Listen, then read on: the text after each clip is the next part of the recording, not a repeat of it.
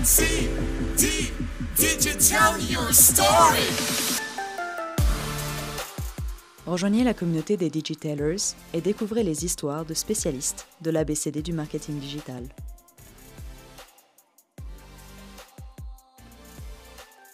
Aujourd'hui, exceptionnellement, je passe de l'autre côté du micro pour une interview avec Delaney, beat producer et également une amie depuis presque 20 ans.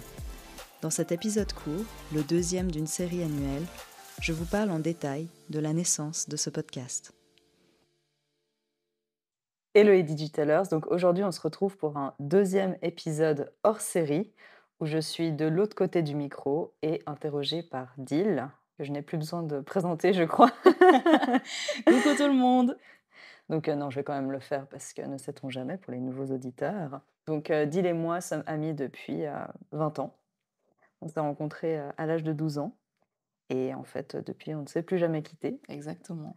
Dil m'a aidé en fait à produire le beat Digitailers, donc le ABCD que vous écoutez à chaque début de podcast en fait, enfin du moins de mon podcast. Et elle m'aide aussi sur toutes les parties en fait concernant les contrats parce que Dil est juriste de formation et elle a aussi débuté sa carrière dans ce domaine avant d'avoir lancé sa maison de production dans le domaine musical. Merci beaucoup Ophélie. Ça me fait très plaisir de te retrouver pour cet épisode. La dernière fois, on avait parlé de toi de manière plus globale. Cette fois-ci, j'aimerais bien qu'on parle de ce podcast, les Digitailers, plus précisément. Donc moi, ma question, c'est comment t'es venue l'idée de ce podcast?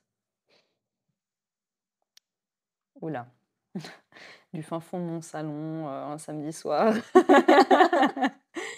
Non, alors vraiment à la base, je dirais que, j'ai travaillé en fait, au départ dans des multinationales et j'avoue que parfois notre métier était assez, mal compris, du moins les métiers du marketing et de la communication, parce que souvent on était considérés comme des centres de coûts et forcément dès qu'il y a des restructurations, des vagues de licenciements, on pense toujours que c'est, le marketing et la communication qui doivent être coupés en premier, ce qui est d'ailleurs effectivement le cas.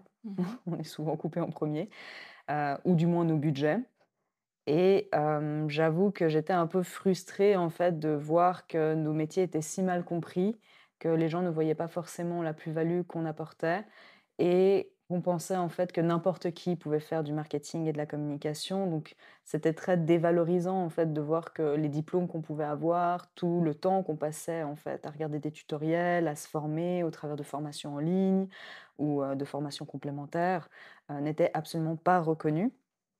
Il faut savoir aussi qu'il y a un énorme dumping salarial dans le domaine du marketing digital. Ce sont des métiers qui ne sont pas protégés, contrairement aux métiers d'avocat ou de médecin ou autres. Ce sont aussi des métiers où en fait il n'y a pas vraiment de diplôme reconnu. Voilà, il y a plusieurs façons en fait d'arriver à ce type d'expertise. Et de nouveau en fait en marketing digital, c'est beaucoup d'apprentissage en ligne, en fait. Il faut savoir être autodidacte et ça, malheureusement, on ne peut pas le faire reconnaître, au travers de certificats ou de diplômes. C'est la capacité de chacun à se former. Donc voilà, ça à la base, ça venait un peu d'une frustration d'observation, enfin, à la suite d'une observation, au sein des entreprises et donc, je me suis dit: «Qu'est-ce que je peux faire pour cela?» Et un jour, je travaillais dans une multinationale et en fait, j'avais une coach et elle m'avait dit: «Mais en fait, il faut que tu évangélises les métiers du marketing digital et que tu expliques aux gens ce que le marketing digital peut réellement apporter à une entreprise et qu'en fait, le marketing digital n'est pas un centre de coûts, mais un centre de revenus parce qu'on peut générer des prospects qui peuvent être par la suite, en fait, transmis aux équipes de vente qui vont, en fait, les convertir et générer des revenus pour les entreprises». Et je me suis dit: «Effectivement, je pense que c'est l'un des moyens de le faire» et c'est pour ça que j'ai voulu lancer ce podcast, Digitailers, où j'interroge en fait différents experts du marketing et de la communication, pas uniquement dans le domaine digital, de diverses formations, différents backgrounds et aussi, de différents pays pour expliquer en fait, ces métiers sous différents angles et aussi présenter différentes thématiques du marketing. Donc parfois je vais toucher Web3, parfois je vais toucher à l'automatisation, parfois, à tous les outils en ligne qui permettent de faire de la génération de prospects et cetera et cetera. Et expliquer en fait ces des aspects techniques aux personnes qui n'ont pas forcément cette expertise dans le domaine du marketing digital ou qui souhaitent juste en savoir plus pour leur culture générale. Comme moi, par exemple. Très bien, merci beaucoup. Ça rejoint un petit peu, ma deuxième question, c'est de savoir quel a été le processus pour penser à ce podcast? Mhm. Alors, c'est vrai que Digitalia vient de la combinaison digital et Ophélia. Donc je sais que ça ne se voit vraiment pas, mais en fait, je suis d'origine hispanique. Donc Ophélia, c'est juste mon prénom en espagnol. Après, j'ai créé l'ABCD du marketing digital. Pourquoi l'ABCD? Parce qu'en fait, c'est juste le résumé de mon parcours professionnel et personnel. A, Analytics, pour l'aspect analytique de mon parcours. J'ai toujours adoré les maths et j'ai par la suite étudié en HEC. B, branding, j'ai toujours été passionnée d'art, j'ai toujours adoré le dessin, l'aîné, l'encre de Chine. Donc pour moi, c'était une dimension importante dans mon domaine d'activité. C, communication. Donc moi, mon rêve quand j'étais petite, c'était d'être polyglotte. Donc j'ai voulu apprendre en fait différentes langues étrangères. Et le D, design thinking, alors à base, il n'était pas prévu. C'est juste que j'ai travaillé en fait chez Firmenich et j'ai eu la chance d'apprendre cette méthodologie créative. Et je me suis dit que le design thinking pouvait être utilisé pour la partie stratégique en fait du marketing. Donc normalement, le design thinking peut être utilisé en fait pour la résolution de problèmes, pour les aspects managériaux, pour le développement de nouveaux produits, services, l'innovation, la créativité, etc. Mais moi, voilà, j'utilise vraiment pour la stratégie marketing. Très bien. Et donc, du coup, je me suis dit que cette ABCD du marketing digital pouvait servir de structure pour le podcast. Et c'est pour ça que chaque mois, en fait, je lance un podcast autour d'une lettre, en Mmh. fait. Donc en janvier A, en février B, en mars C, etc. Et pour chaque lettre, je vais choisir une thématique spécifique qui est en lien avec le marketing digital. Donc par exemple pour le A d'analytics, qui en fait recoupe plutôt les métiers analytiques du marketing digital, je vais choisir de parler du Web3. Et donc du coup, j'ai un calendrier éditorial autour de cet ABCD et j'adapte en fait le choix des thématiques en fonction des personnes que je rencontre. Ouais, et c'est vrai que pour une personne, par exemple, comme moi, qui n'y connaît pas grand-chose, c'est tellement bien structuré que c'est très clair, en fait. C'est facile à comprendre et on sait exactement de quoi on parle et ça nous permet de contextualiser, voilà, le podcast et de ouais, de pouvoir comprendre vraiment bien la thématique que tu abordes. Ma troisième question, c'était, selon toi, qu'est-ce que le podcast apporte à tes auditeurs et auditrices?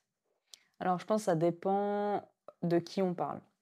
Si on parle d'un indépendant, par exemple, je pense que du coup, un indépendant ou une indépendante va pouvoir apprendre en fait différents sujets sur le marketing digital qu'il va pouvoir utiliser pour sa propre stratégie.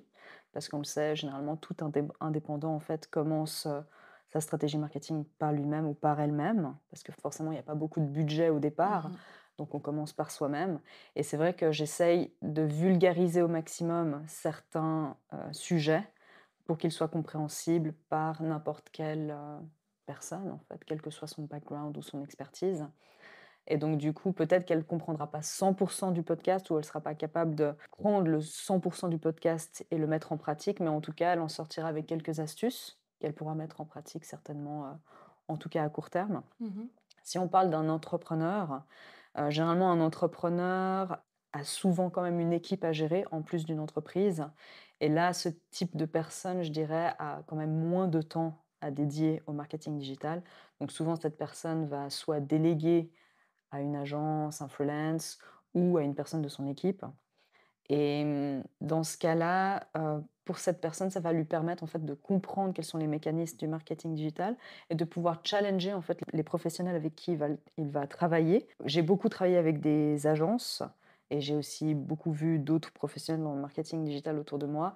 Et quelque chose que je peux vous dire, c'est qu'il y a beaucoup de coquilles vides Mmh. et il y a beaucoup d'abus et il y a beaucoup d'arnaques. Et je pense que c'est essentiel en tant qu'entrepreneur de comprendre au moins les bases pour pouvoir challenger et être sûr d'avoir un bon retour sur investissement de son budget marketing, en fait. Et après, je dirais la 3e clientèle cible, on va dire, de ce podcast, ce sont les spécialistes en marketing et communication eux-mêmes, en fait, qui se sont spécialisés dans un domaine, mais qui veulent apprendre d'un autre ou qui, justement, se sont spécialisés et souhaitent toujours en apprendre plus, en fait.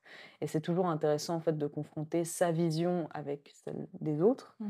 de pouvoir aussi challenger son expertise, son point de vue.